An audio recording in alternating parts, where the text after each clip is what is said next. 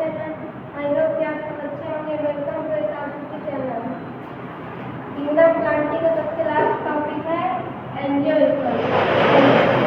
Angiosperm और gymnosperm, इन दोनों के लक्षण एक ही तरह होते हैं, बस ये एंजियोस्पर्म बस पुष्पी पादप होते हैं और जिम्नोस्पर्म कुछ बड़े पादप होते हैं। दोनों के गुण एक ही तरह होते हैं, बस ये छोटे पादप और बड़े पादप। अब देखते हैं इनके लक्षण के बारे में एंजियोस्पर्म के। इसका पहला लक्षण है पुष्पी पादप अथवा एंजियोस्पर्म परागकण तथा बीजांड विशिष्ट रचनाओं के गुण होते हैं।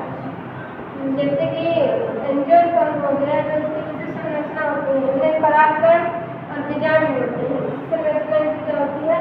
परागकण और बीजांड होते हैं। दूसरा नंबर है जब हमने पढ़ा था जिम्नोस्पर्म के बारे में, जिम्नोस्पर्म में क्या होता है? फल होता है, वो बीज के रूप में विकसित होता है।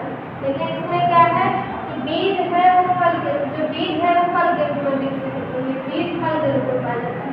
और जिम्नोस्पर्म में फल था वो बीज के रूप में पाया जाता था। ठीक।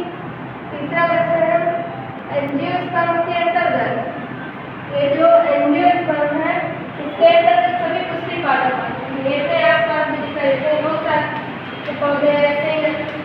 पूरे जो दुनिया सबसे ज़्यादा दिखाई देते हैं, सबसे ज़्यादा एंजियोस्पर्म। तीसरा लक्षण है चौथा, इनमें नर और मादा पुष्प होते हैं, एक लिंगी भी होते हैं, उभयलिंगी भी होते हैं, एक लिंगी और उभयलिंगी होते हैं।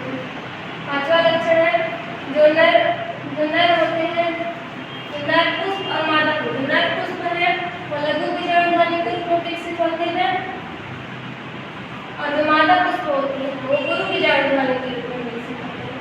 फिर ये आगे अपने विभाजन करके ये लघु बीजाणुधानी परागकण के रूप में निर्मित होती है, यहाँ पे लिखा है, और जो गुरु बीजाणुधानी होती है वो बीजाणु के रूप में विकसित होती है। पांचवा लक्षण है इनका माप सूक्ष्मदर्शी से उल्बिया से लेकर ऊंचे वृक्ष यूकेलिप्टस तक होता है। मतलब सबसे एंजियोस्पर्म में सबसे छोटे भी पौधे आते हैं और बड़े भी पौधे आते हैं। इनका माप सूक्ष्मदर्शी से भी कर सकते हैं। मतलब सबसे छोटे पादप कौन होगा? उल्बिया हो गया, और सबसे बड़ा वृक्ष है यूकेलिप्टस होता है, यूकेलिप्टस। और तो पांचवा लक्षण देखेंगे छठवां, इनमें बीज फलों के भीतर होते हैं। जो एंजियोस्पर्म के पादप होते हैं उनमें बीज फल के भीतर होते हैं, इसलिए यह पादपों का सबसे बड़ा वर्ग होता है।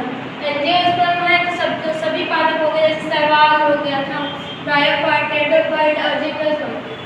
उनमें से सबसे बड़ा पादप कौन है? एंजियोस्पर्म है।